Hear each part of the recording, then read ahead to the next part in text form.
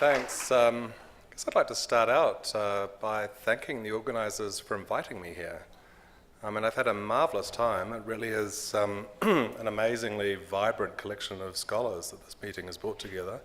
And plus, I've got to see some of Mexico, which I've never been to before, and it's just an amazing country. And I do plan to come back and see some more of it, so thank you. Okay, so what am I going to talk about today? Basically, I'm going to talk about the dangers of being an overconfident utilitarian. Okay?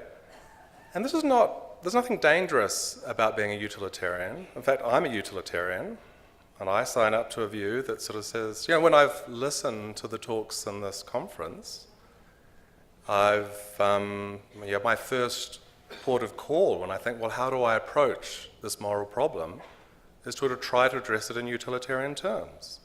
You know, what's the option, what's the action that causes the most happiness and the least suffering? So I think that for me is the best moral theory. It's the one that's the most useful. But I think like any really useful tool, it can be misused, it can be over-relied upon. You could be too confident about it. And maybe I can sort of draw an analogy, which maybe will be offensive, but shouldn't really be. In New Zealand, I'm sure it's a problem the world over. Young male drivers tend to kill themselves in numbers that are far too great. And the problem is one of overconfidence. So they think that they're better drivers. I mean, I think it has to do with the development of the young male brain, but they think they're insensitive to risk. So they take risks that they should recognize as just really, really bad, and they end up dying. And I guess I want to sort of say that there's a certain kind of utilitarian who's kind of the moral, philosophical equivalent of a 17-year-old boy driver, sort of way too confident. You know, you can improve a young male driver by making him less confident. You just sort of tell him, you're not a great driver, you know, you're not perfect, you know, don't take these crazy risks, you won't be able to pull them off. You can make them better. And I think you can make utilitarians better, morally better, by making them less confident. Sort of, you know, so, and I've got, not only going to sort of stay there, but I've got something practical to contribute, a tool, so that you can use to become less confident. So I want to both sort of give some examples of utilitarian overconfidence. And I've got to say that, I don't know, the utilitarianism, the versions of utilitarianism that get into the newspaper tend to be expressions of overconfidence. And I want to explain how they can lead us into error. But I want to give us sort of a tool for sort of in a way of avoiding it. This is the idea of moral insurance. You should insure yourself against the possibility of error. So I guess sort of who's a good example of an overconfident utilitarian? Well, Peter Singer. Oh, actually I've left my clicker over there, so my PowerPoint. Oh. Anyway, Peter Singer is going to be my example of an overconfident utilitarian. Oh, I was trying to think of other overconfident utilitarians, perhaps utilitarians who might be here, but I couldn't think of any. So anyway, Peter Singer will just have to do. If I point in this direction. So I guess it comes from a debate. This is sort of covered in a documentary on the BBC. And it's a terrible documentary because it's a real case of how a journalist can misrepresent a philosophical debate. So it's kind of a debate. It was a 2009 BBC documentary. Actually, the BBC ended up apologising about it, but it basically was addressing the very important and big issue about medical experiments on animals. So is it morally permissible to inflict a lot of suffering on animals in order to get better treatments for human diseases?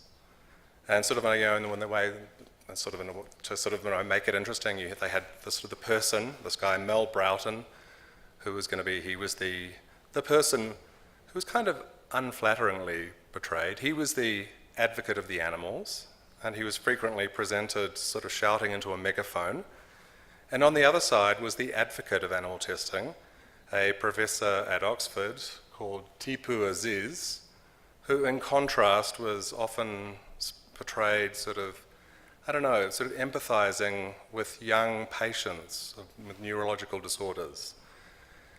And I guess it sort of seemed to be this balance, or it purported to be a balanced presentation of this debate. Here's one view, here's the other view, one view. I mean, it was all about whether Oxford University should build a lab in which these experiments would be performed. So the protesters were trying to stop Oxford from building it. And it sort of, I guess it was kind of ambitious in a way, because it sort of said, well, it's one thing to have these people arguing with each other. Let's resolve this. And how do you resolve this? Well, let's bring in the spiritual leader of utilitarianism. Let's bring in sort of the spiritual, of animal welfare, of animal liberation. You know, this is the guy that Mel Broughton worships, and let's find out what he says. So he was asked this question. It was basically sort of a question posed by Tipu Aziz. And, you know, he heard the question, and his answer was yes. And sort of the documentary treated this as sort of analogous to, you know, you get the Pope, and you say to the Pope, but you don't really believe that this God person, this God being exists to you, and the Pope says, no. I mean, this was treated as, this is it. I mean, the father of animal liberation says animal testing's okay. So where's this idiot? He's just got to get lost. And so the documentary concluded, well, this is a settled moral issue. Animal testing is fine. Now, it was pretty fraudulent in a way, and I guess it sort of made Peter Singer pretty angry, because it's not very surprising that he says yes to that. I mean, if you ask a utilitarian a question, a similar kind of question about pedophilia, you know, is it ever right? Could it ever be right, you know, to perpetrate a pedophilic act? Then the utilitarian would say, yes, I can easily imagine circumstances in which it would be right. I mean, if perpetrating a pedophilic act, one act, is the only way to prevent 100 pedophilic acts, when these are terrible circumstances, then yes, it would be right to do it. So it's not surprising that Peter Singer's a utilitarianism. I mean, his answer was kind of, duh, I'm a utilitarian. If it really does reduce suffering, then I'm in favour of it. And I guess it's sort of in the same way that, you know, if you could get Peter Singer to say, well, it might be possible, I can imagine that pedophilic acts might be okay, you shouldn't sort of interpret that. There shouldn't be a headline that says, Peter Singer in favour of pedophilia, because, of course, he said, well, look, those circumstances don't obtain. I mean, pedophilic acts in general cause huge amounts of suffering. I'm opposed to them.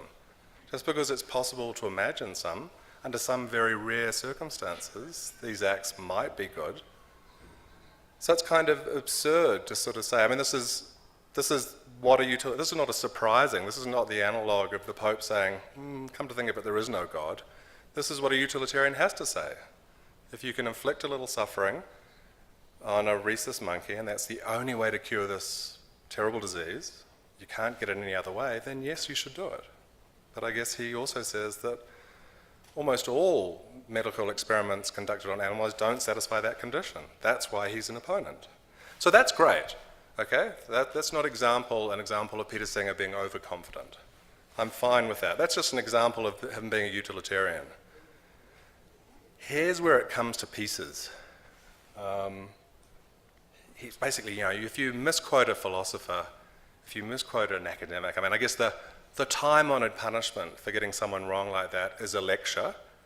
And you know, the great thing about sort of being Peter Singer, I suspect, is you're famous. So usually when New Zealand papers have quoted me and got me wrong, it's sort of they say, well, you didn't quite get me right on that. And they say, well, we don't care. We just wanted someone to turn up to say something slightly eccentric, and we're happy with that. But I'm not Peter Singer. Peter Singer actually gets to have the last word. And he basically sort of said, well, look, there's a sting in the tail. Here's something unpleasant for Tipu Aziz. You know, be consistent. Yeah, it could be right to inflict painful, hideous sort of experiments on non-human animals, on rhesus monkeys. But if you say that, then you should be prepared to inflict the same experiments on human beings with a similar level of mental capacities. So that's the price. Be consistent.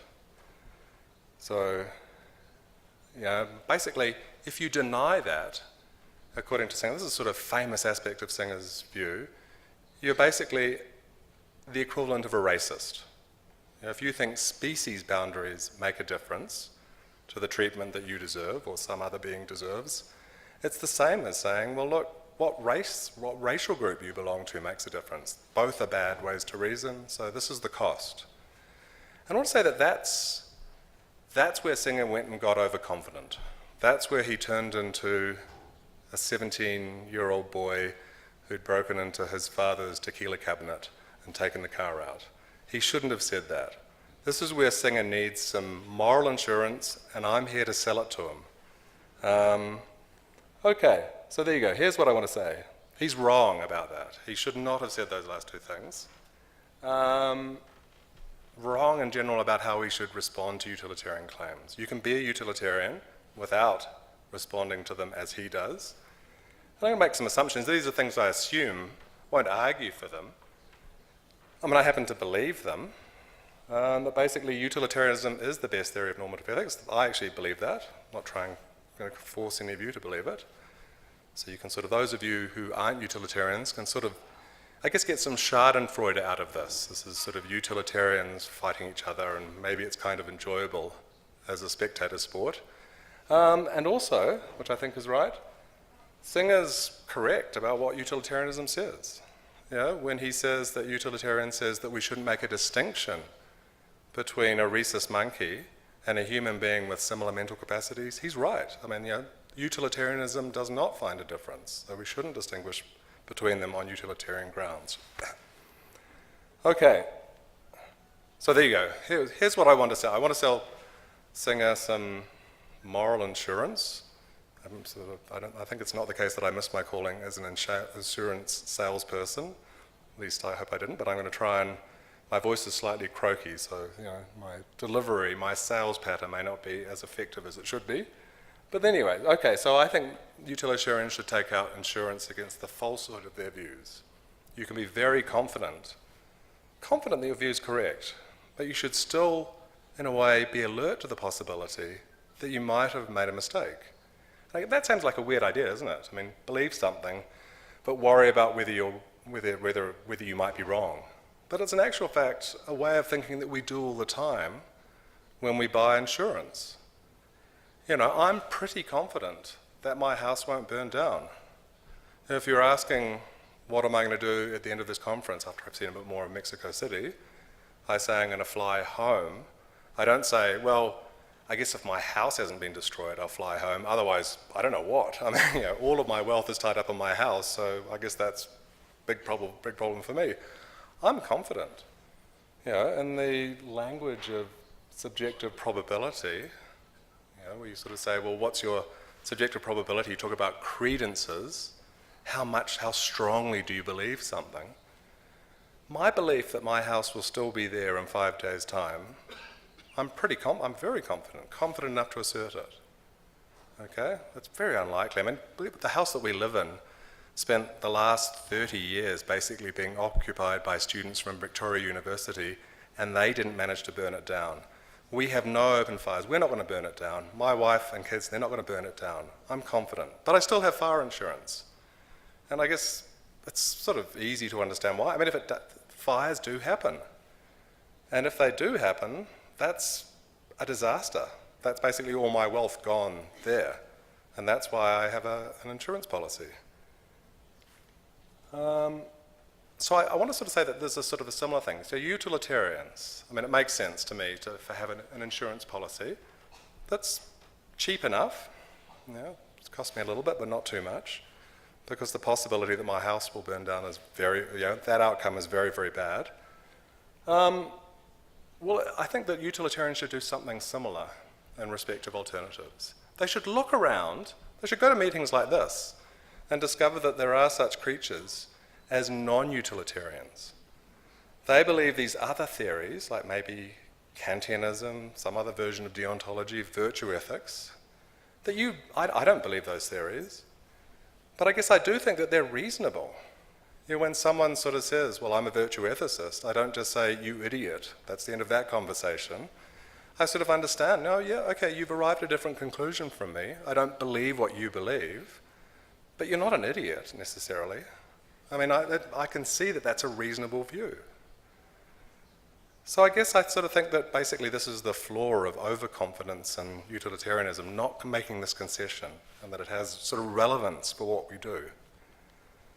So, yeah, basically we've got to recognise that there are other views of morality out there that are not absurd, that are reasonable. Intelligent people believe them. Don't make sort of stupid claims about what human beings are like. They're not necessarily contradictory. But we should actually make a distinction. Okay, so philosophers make far too many distinctions, but this is really the only distinction I'm going to make. We should distinguish, we should treat reasonable views that we happen to disagree with. Kantianism is a reasonable view. Virtue ethics, reasonable view. I happen to disagree with them. I'm going to treat them differently from other alternatives that are unreasonable. So if you turn up and you say, okay, you're a Nazi, I'm not going to listen to you, sorry. That's because I think, although maybe, just to sort of put more up there, there's not a zero probability that your view is correct, but it's pretty remote. I mean, to come up with a version of Nazi morality that makes sense, isn't obviously contradictory. I mean, it's the moral philosopher's equivalent of flat earth theory.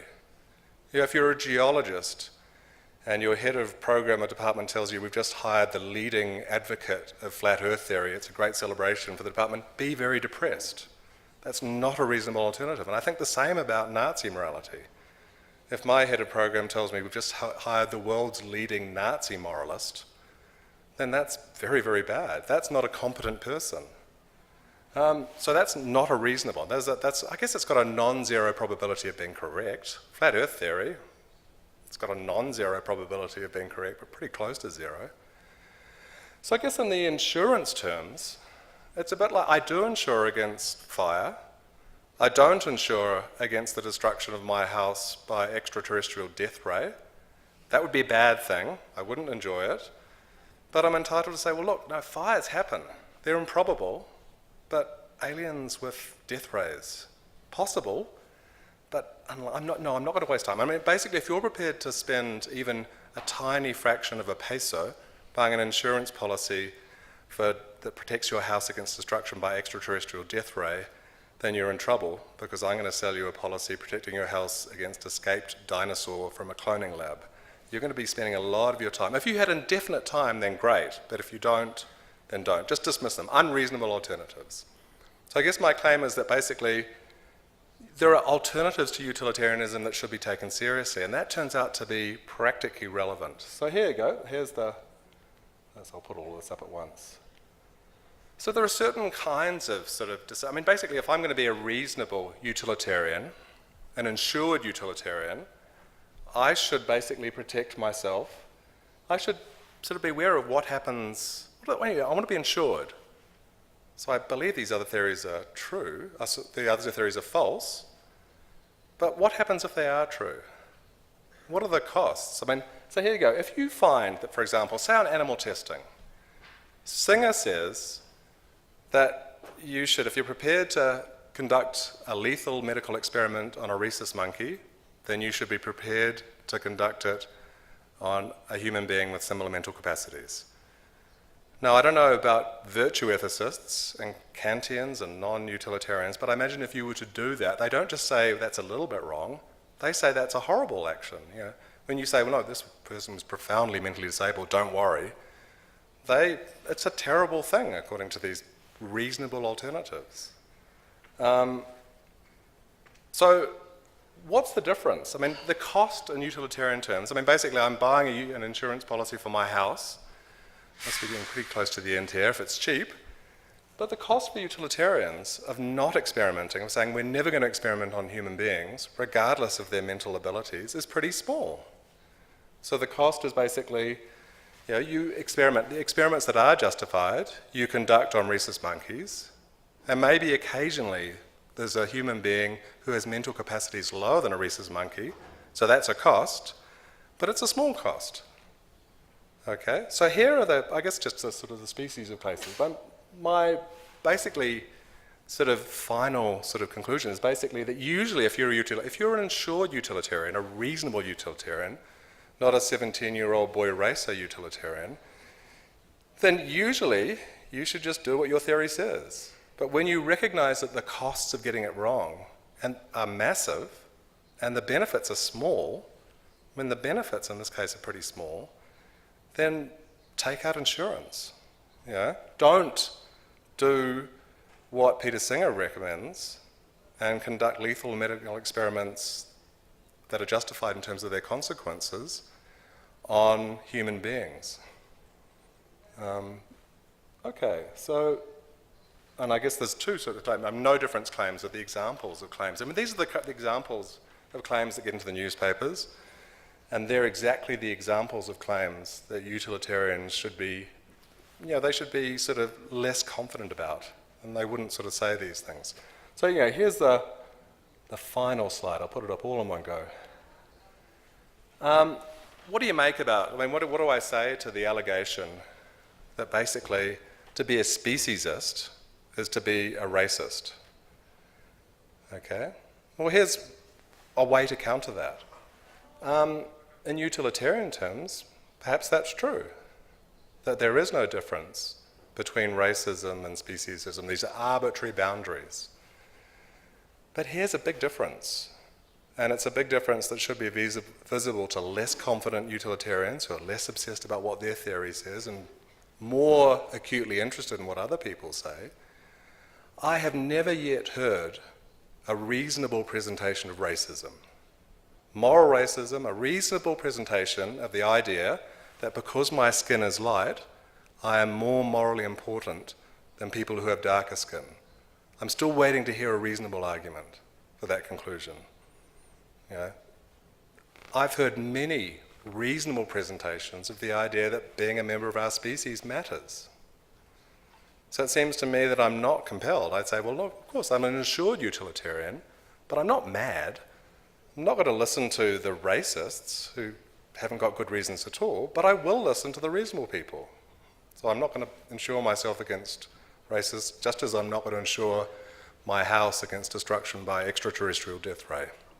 So there you go. I mean, I guess the conclusion is, Tipu Aziz is right. I mean, if there can be a good utilitarian case for doing experiments on rhesus monkeys, but only a really massively overconfident utilitarian would say that we should perform those same experiments on mentally disabled human beings. So say no to that, and yes, no, not obviously for experiments on cosmetics and anything like that don't make a difference. The important stuff on animals, not on humans. Anyway, that's the end.